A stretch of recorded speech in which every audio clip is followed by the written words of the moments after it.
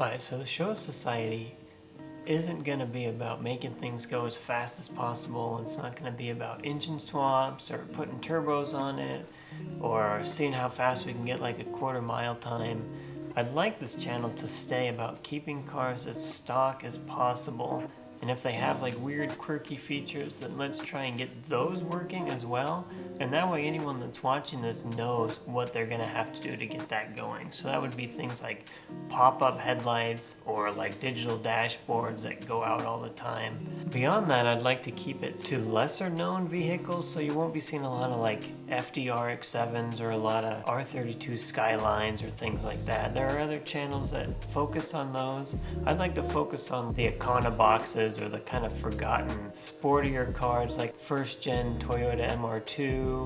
or what was that one, like a Mitsubishi Mirage Econo box, like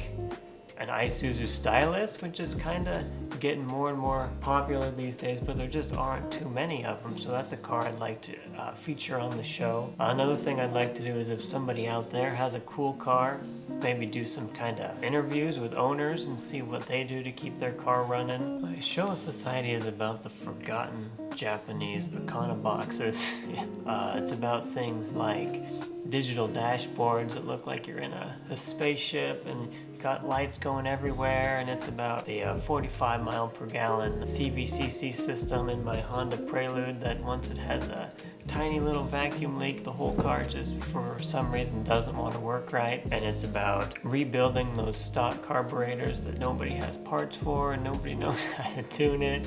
but once they're running they just sound so freaking cool.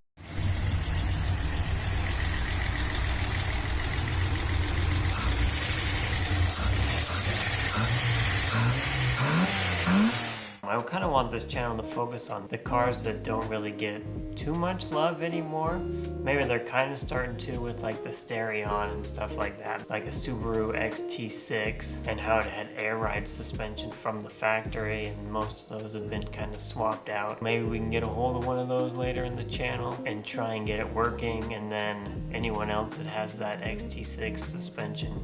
instead of swapping it out for like a legacy suspension like a lot of people do, maybe they can know how to better take care of it or how to fix it, what are some of the problems. So through this channel I kind of want to reintroduce some of these cars that people just forgot about and fix them up, bring that knowledge kind of to anybody that has a car like that or is interested in these Japanese cars. I'll probably have a website,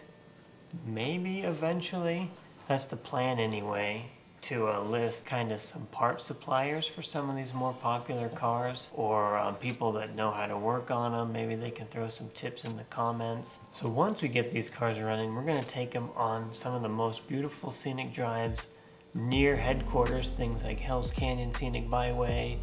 Elkhorn Scenic Byway, and we'll see if we can actually get these cars to make the loop once more, I guess, because back when they came out, people would have been taking these scenic drives, they would have been doing daily commutes in them, and now they're just kind of rusting in the junkyard. Let's see if we can pull them back out, get them running and driving, and then we'll really test them and see if we can't take them on some of these really nice scenic byways and see just how well our fixes hold up. Will that air ride suspension from an XT6 make it 200 or 300 miles around a scenic byway? That's one of the things we hope to find out on this channel, and I hope you guys will come along with us. I guess in essence, Showa Society is about remembering these cars that somehow fell through the cracks and people just don't, like there's no videos on them, there's no tutorials on them, there's no kind of